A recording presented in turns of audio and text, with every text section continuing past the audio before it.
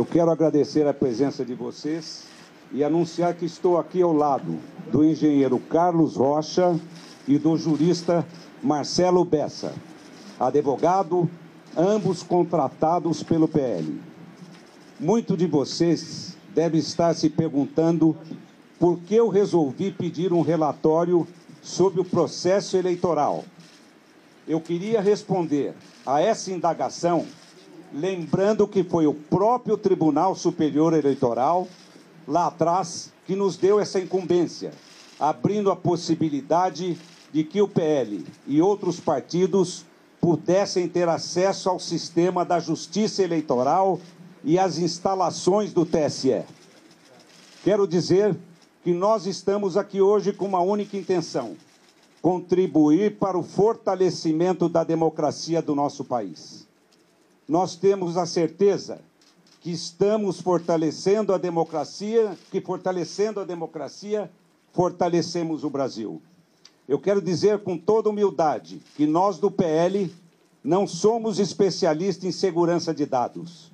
Por isso, fomos atrás de técnicos que fizessem esse trabalho para garantir a transparência do processo eleitoral. Até porque eu, Valdemar, fui eleito com urna eletrônica. As bancadas do PL foram eleitas com urna eletrônica. Então é natural que se peça um trabalho de fiscalização para que não fique nenhuma dúvida em relação ao nosso sistema eleitoral. Dessa forma, contratamos técnicos e especialistas em segurança de dados para poder discutir tecnicamente com os funcionários do TSE o que é salutar e saudável para a própria democracia. Então, hoje, será apresentado pelo engenheiro Carlos Rocha, que liderou esse estudo técnico e que irá comentar aqui para vocês alguns pontos que merecem ser observados. E eu confesso que fiquei surpreso.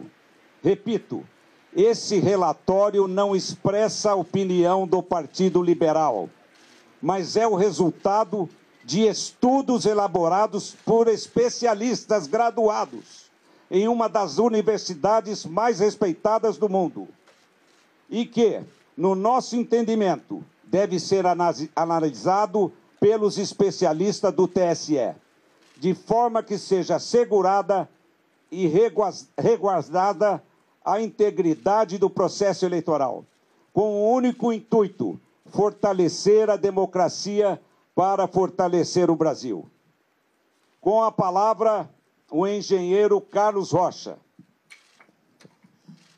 Boa tarde a todos. Muito obrigado aqui pela oportunidade de falar com vocês. Em primeiro lugar, eu gostaria de destacar que esse ano nós tivemos um avanço muito grande, liderado pelo TSE, na transparência eleitoral. E é um processo de avanço.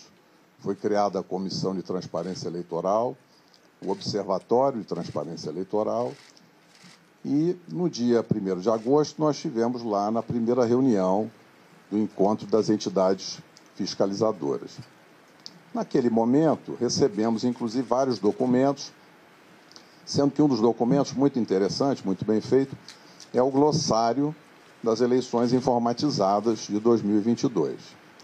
E nesse documento, então, estão descritas as funções dos diferentes arquivos que são gerados pela urna eletrônica. E agora, logo após o final do segundo turno, no dia seguinte, o TSE, numa ação de transparência extremamente positiva e de uma maneira pioneira, publicou os 3 arquivos no portal de resultados do TSE. E nesse portal, então, para cada sessão eleitoral aparecem 3 arquivos. O boletim de urna, cuja função é permitir às pessoas conhecerem os resultados de cada sessão e, eventualmente, fazerem testes na totalização. O segundo arquivo, que é o RDV, é o Registro Digital do Voto, que tem como fim, segundo o TSE, permitir uma eventual recontagem, um arquivo que registra todos os votos.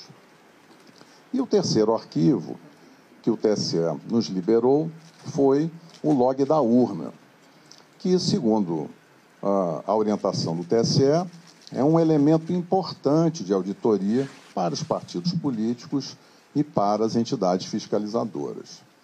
E o que aparece nesse log de urna? É como se fosse um diário, né, de todas as atividades que cada urna eletrônica realiza, desde a sua preparação no TRE até o final do segundo turno. Imaginem vocês um diário em que cada linha registra uma atividade. Então, para o registro de cada atividade no log de urna de cada equipamento, o programa que constrói esse log, ele lê dois dados, duas informações diretamente do hardware da urna. Ele lê, digamos assim, a estampa de tempo, que é data, hora, minuto e segundo, e também lê o número de série da urna, que é chamado no TSE de código de identificação da urna. E é muito importante que essas informações estejam todas corretas, porque são essas informações que garantem a associação daquela atividade, daquele registro de atividade com o hardware, com aquele equipamento físico que realizou aquela atividade. E é importante destacar o seguinte: o nosso trabalho técnico de engenheiros, a gente faz isso para outras organizações do setor privado, e quem audita constrói, quem audita procura sempre colaborar com a organização auditada, e no caso aqui, é nosso propósito contribuir com o aperfeiçoamento do sistema e ampliar a confiança, seja dos eleitores, seja dos candidatos, em todo o processo eleitoral. Então, esse é o nosso objetivo. E nessa linha, então, seguindo a orientação do TSE, fomos analisar os arquivos log de urna, que é esse elemento de auditoria que pela primeira vez foi divulgado junto com os boletins de urna. E como é que a gente fez isso? A gente foi buscar uma plataforma inteligente de dados, usamos também plataforma planilhas Excel, mas como as tabelas são muito grandes, foram construídas duas grandes bases de dados, uma com todas as linhas de todos os boletins de urna, para fazer análise de registro de votos, e a outra tabela, uma grande tabela, com todas as linhas de todos os arquivos log de urna, de todas as urnas. São mais de 472 mil urnas. Ao montar essa tabela, aí surgiu uma ocorrência, que foi que nos chamou a atenção. Em alguns milhões, na realidade, em alguns bilhões de linhas, aparece apenas um número, que é um número inválido, ele está fora da faixa de numeração. Os códigos de identificação da urna, que são o número de série, eles vão até um valor de 2 milhões e pouco. E esse número que aparece lá é um número de 67 milhões e uns quebrados. Ora, buscamos diversas formas de encontrar mais informações, mas, infelizmente, ficou constatado nesse trabalho da equipe técnica que há dois comportamentos diferentes. Um comportamento das urnas novas, né? Que são as urnas modelo UE 2020, que chegaram recentemente. São pouco menos de 193 mil urnas, está mais ou menos 40,8% de todas as urnas. E nessas urnas 2020, o arquivo é gerado da forma esperada. Então, em cada linha que mostra cada atividade, aparece o código de identificação da urna correto, que permite associar, então, vincular aquela linha de registro de atividade à urna que realizou aquela atividade. Quando nós fomos analisar as urnas antigas, que são as urnas de modelos de UE 2009 até UE 2015, essas urnas têm pouco mais de 279 mil urnas, o que dá 59,2% do total das urnas. Nessas urnas, infelizmente, encontramos esse número inválido na quarta coluna do log. Esse é um indício muito forte de falha, de mau funcionamento da urna, porque é impossível associar o registro de cada atividade ao hardware, ao equipamento físico que teria gerado aquela atividade.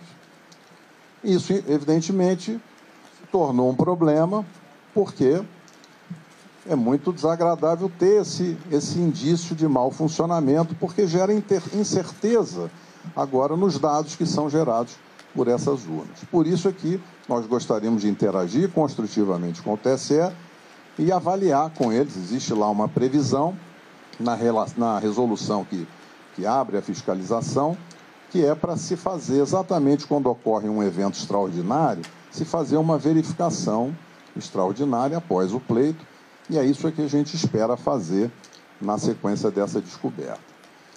Um outro tema para finalizar é que surgiu uma outra ocorrência, que também é uma ocorrência importante, porque descobriu-se que existem urnas que travaram, assim como o nosso celular trava, assim como o computador trava, e quando acontece isso, a gente precisa muitas vezes desligar e ligar de novo. E isso aconteceu com urnas eletrônicas.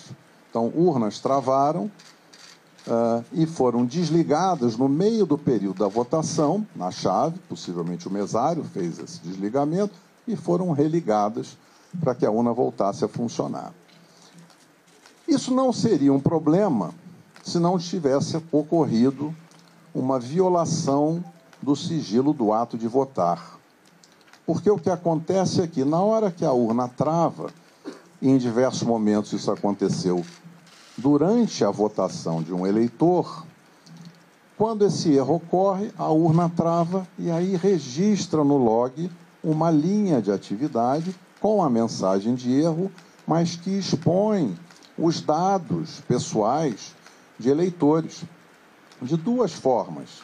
Seja no nome completo do eleitor, em algumas ocasiões, em torno de 200 ocorrências, seja expondo o número do título de eleitor daquele eleitor que estava votando no momento em que a urna travou. Ora, esse ponto é um ponto muito sensível, porque o sigilo da votação e o sigilo do ato de votar é um direito constitucional. Então, na hora que a gente identifica uma ocorrência que viola o sigilo do ato de votar, esse é um tema que traz muita preocupação. Então, será muito importante trabalhar com os colegas do Tribunal Superior Eleitoral para averiguar o que poderá ter causado esse tipo de ocorrência. Mas o que na realidade, resulta dessas duas ocorrências. Tem outros indícios e, possivelmente, aí o relatório técnico vai ser divulgado, vocês vão ver dados mais detalhados sobre a análise que foi feita. Mas a gente resolveu falar para vocês, nesse tempo curto, dessas duas ocorrências. Então, finalizando, uma ocorrência é em cada linha de registro da atividade de funcionamento da urna. Em todas as urnas, modelos antigos, o código é inválido. Então, é impossível associar aquela atividade com a urna que realizou. Isso, então, é um indício muito forte de que há um problema nos programas.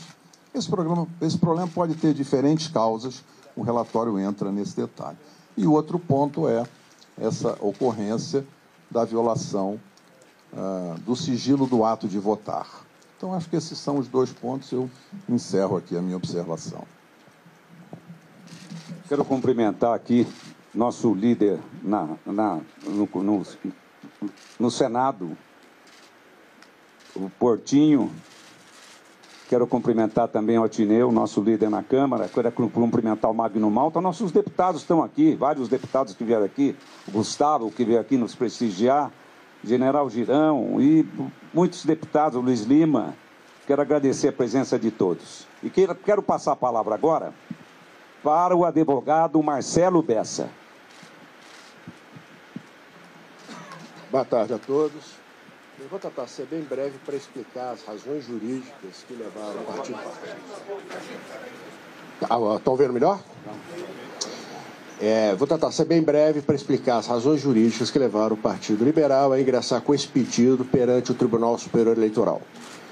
Em razão desse relatório técnico gerado pela equipe que foi contratada pelo Partido Liberal para auxiliar no trabalho de fiscalização do sistema eleitoral e do processo eleitoral, o que é, inclusive, uma missão institucional de todos os partidos políticos, até por força da da legislação e da resolução 23173 do Tribunal Superior Eleitoral, esse relatório gerado apontou inconsistências nas urnas fabricadas anteriormente ao ano de 2020. Essas inconsistências são recorrentes em todas estas urnas. Com relação às urnas fabricadas em 2020, essas inconsistências não existem. Segundo foi apurado pela nossa área técnica contratada, essas inconsistências não permitem atestar o resultado ou que aquelas urnas efetivamente registraram o resultado eleitoral ou o voto à vontade do eleitor. Isso não quer dizer que ocorreu uma fraude, mas é uma possibilidade de fragilidade que leva aqui.